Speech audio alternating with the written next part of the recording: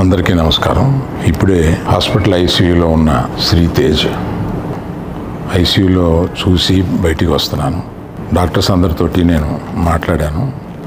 అబ్బాయి రోజు రోజుకి రికవర్ అవుతున్నారు. లాస్ట్ 14 డేస్లోనూ పర్టికులర్ లాస్ట్ 10 డేస్లో రికవరీ కనపడుతుంది. బట్ చాలా టైం పట్టొచ్చు అని కూడా చెప్పారు. ఇలాగా ఆ అబ్బాయి కోలుకోవడానికి ఏమైనా చేయడానికి మేము సిద్ధంగా ఉన్నాము. అది కాకుండా ప్రభుత్వం కూడా వచ్చి మేము దీన్ని తీసుకుంటాము, ఈ అబ్బాయిని సంపూర్ణ ఆరోగ్యంతో చూడడానికి ప్రభుత్వం కూడా ముందు రావడం చాలా అభినందనీయం.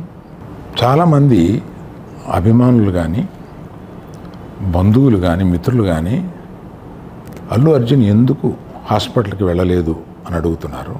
దానికి కారణం చెప్తాను. స్టాంపీడ్ జరిగిన రోజు మరుసటి రోజు మార్నింగే అల్లు అర్జున్ వద్దామని అనుకుంటే హాస్పిటల్ అధికారులు నిన్నే కదా జరిగింది, ఇవాళ ఈ హాస్పిటల్కి వచ్చి ఇక్కడ ఇంకొక ఇన్సిడెంట్ని ఎందుకు అవాయిడ్ చేయమని చెప్పి అడిగారు. కరెక్టే కదా అనిపించింది. రాలేకపోయారు. ఆ రోజునే కేసు పడింది.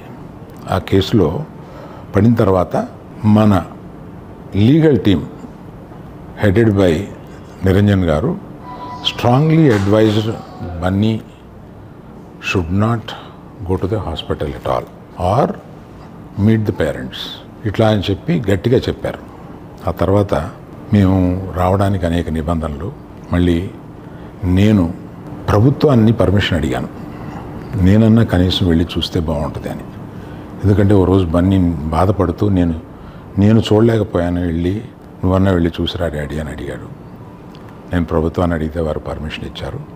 ఈ పర్మిషన్ నాకు ఇచ్చిన చీఫ్ మినిస్టర్ గౌరవనీయులు రేవంత్ రెడ్డి గారికి, పోలీస్ శాఖకి, మన హాస్పిటల్ అధికారులు సిఇఓ గారు అభిమన్యు, మెడికల్ డైరెక్టర్ సంబిత్ గారు, వీరందరికీ, హాస్పిటల్ వర్గానికి